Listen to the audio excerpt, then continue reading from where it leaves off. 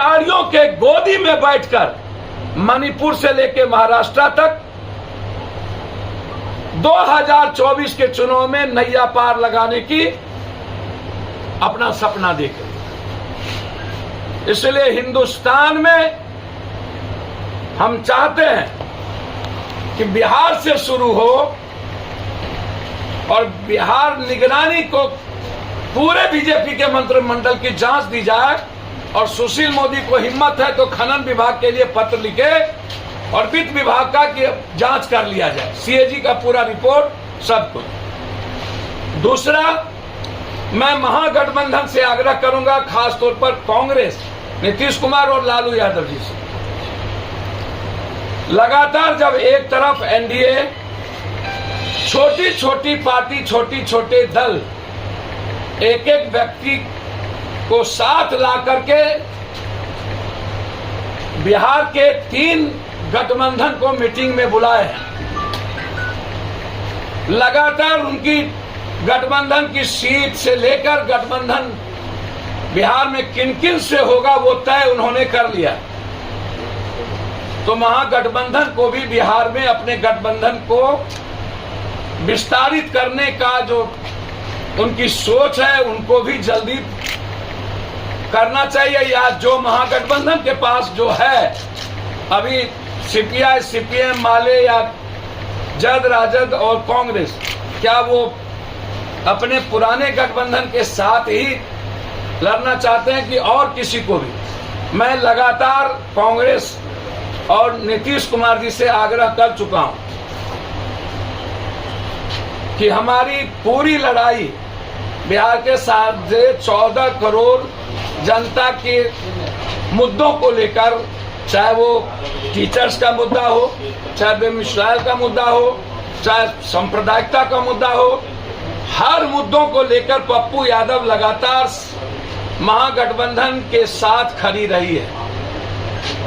हमेशा जब भी महागठबंधन पर बीजेपी या अन्य लोगों के द्वारा हमले हुए हैं, लगातार वैचारिक रूप से, नीतिगत रूप से पप्पू यादव महागठबंधन और कांग्रेस के साथ खड़ी रही है। मैं लगातार विचारधारा के साथ सदन और सदन के बाहर से अभी तक मैं उनके साथ खड़ा रहा हूं और मैं अपेक्षा रखता हूं कि महागठबंधन जन अधिकार पार्टी को और पप्पू यादव को अपने गठबंधन का हिस्सा बनाए। मेरा ये आग्रह है। मैं कंप्लीट रूप से विनम्रता के साथ आग्रह करूंगा कि जो कोसी सीमांचल और मिथिलांचल की जो सामाजिक राजनीतिक बनावट है वह सामाजिक आधार पर एनडीए के खिलाफ है। एनडीए हमेशा सीमांचल को नफरत का आधार बनाती है और हमेशा एनडीए सीमांचल, कोसी, मिथिलांचल के वोट से सरकार बनाती है। मैं चाहता हूं कि सबसे पहले भारत में महागठबंधन को यह संदेश देना चाहिए कि बिहार एक ऐसा पहला राज्य है जो सीट वाइज और गठबंधन को पूर्ण कर नीतीश कुमार का नेतृत्व देश बचाने के लिए आगे निकल गए। हम नीतीश कुमार जी से आग्रह करेंगे, सबसे पहला महागठबंधन का सीट, महागठबंधन के बंटवारे को फार्मूला के आधार पर अविलंब एक बैठक बुलाकर देश को संदेश देना चाहिए कि एनडीए से लड़ने के लिए बिहार तैयार है और बिहार विस्तारित करने को तैयार है। मैं नीतिगत और वैचारिक तौर पर और हमारी सामाजिक आधार और बनावट महागठबंधन के विचारों के साथ और देश के संविधान में जो बाबा साहब अम्बेडकर और लोकतांत्रिक मूल्य है उसमें जन अधिकार पार्टी महागठबंधन के साथ, दल के साथ गठबंधन करने को तैयार है। और मैं चाहता हूं कि हमारा आग्रह महागठबंधन के नेताओं से है, उनको निश्चित रूप से जन अधिकार पार्टी के बारे में जरूर अपने विचार रखनी चाहिए, प्रकट करना चाहिए। कि क्या मैं आपके हिस्से के लायक हूं या नहीं। धन्यवाद। और जो लगातार वर्तमान की सरकार महागठबंधन को हर पुराने बीजेपी की सरकार के कुकर्म के लिए वो दोषी ठहरा रहे हैं। जो नगर निगम, पीडब्ल्यूडी या आधी से अधिक, जदयू से ज्यादा मंत्रिमंडल में बीजेपी थी। हम आग्रह करेंगे नीतीश कुमार जी से और सरकार से, बिहार में बीजेपी की सरकार जब वो मंत्रिमंडल में थे, उसकी पूरी योजनाओं की जांच निगरानी से करा।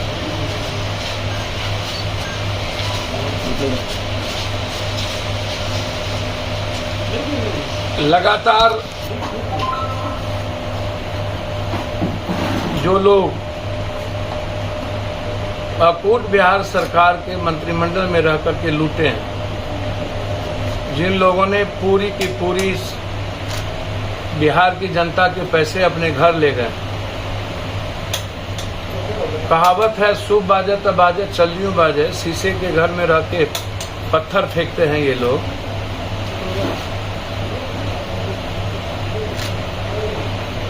मैं हाथ जोड़ के करबद्ध आग्रह करता हूं कि बीजेपी वाले अपनी अपनी संपत्ति की घोषणा करें, अपने पूरे परिवार की।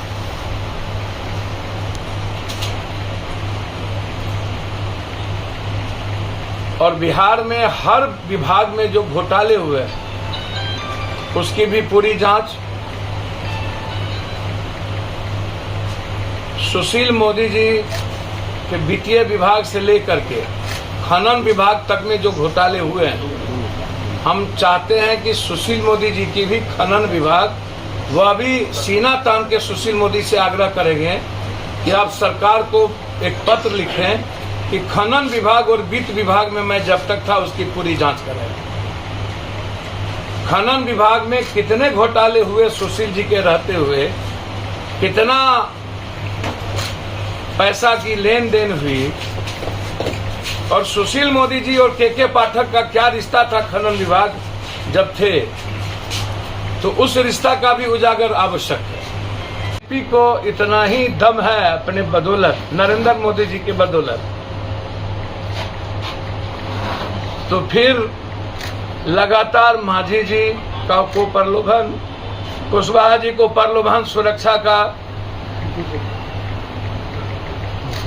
मुकेश सहनी जी को सुरक्षा का प्रलोभन, चिराग जी को, और लगातार एनडीए के गठबंधन के साथ बार्गेनिंग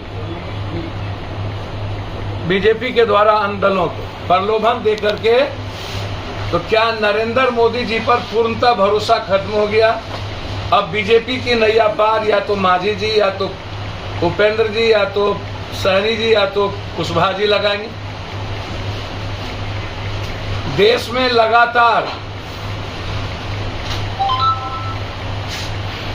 कांग्रेस, अब महाराष्ट्र में अजीत पवार बीजेपी का नैया पार लगाएंगे। नरेंद्र मोदी जी पर मेरा सीधा आरोप है कि बीजेपी को अब भरोसा नहीं रही। नरेंद्र मोदी जी का चमत्कार इस देश में खत्म हो गया। नरेंद्र मोदी जी और बीजेपी की सरकार, अमित शाह जी, वो राहुल गांधी जी से सबसे ज्यादा अत्यधिक वो डर चुके हैं। उसके भीतर राहुल गांधी जी का डरावना सपना आता है नरेंद्र मोदी जी को, जिसके चलते देश में मुद्दों से भटकाकर लगातार पार्टियों को तोड़ना, और जो घटना गुजरात के हाईकोर्ट में हुई, सारा फोकस राहुल गांधी जी की सदस्यता को खत्म करने की, तो इससे बड़ा डर नरेंद्र मोदी जी को क्या होगा कि लोअर कोर्ट से लेकर के हाई कोर्ट और लगातार इसके पहले ना जाने कितनी गालियां, दुनिया में कितनी नफरत पैदा नहीं किए गए। नाथूराम गोडसे, जो यदि राष्ट्र की बात आएगी, जाति की बात आएगी, तो महात्मा गांधी राष्ट्र में महात्मा गांधी को गाली देने से ज्यादा अपमानित कुछ नहीं हो सकता। नाथूराम गोडसे को बीजेपी और आरएसएस को जो सबसे बड़ा हत्यारा है उसको सम्मानित करना, क्या ये सबसे बड़ा केस नहीं बनेगा? तो इसीलिए मेरा सीधा आरोप है कि एनडीए का कुनबा पूरे देश के अदानी के पैसे और जो घोटाले हुए हैं अजीत पवार से लेके प्रफुल्ल पटेल, जिनको मंत्रिमंडल में जो लोग इस देश में सबसे ज्यादा घोटाला किया उसको सीबीआई ईडी के डर से भयमुक्त करके और 2024 के जीतने का एक रास्ता सिर्फ प्रलोभन, भय, दोहन, डर और सुरक्षा। इसीलिए इस देश में अब नरेंद्र मोदी जी जैसी और भाजपा की विचारधारा खत्म हो गई। नरेंद्र मोदी भ्रष्टाचार का सबसे बड़ा गंगोत्री। लाइव न्यूज, खबर तो पक्की है।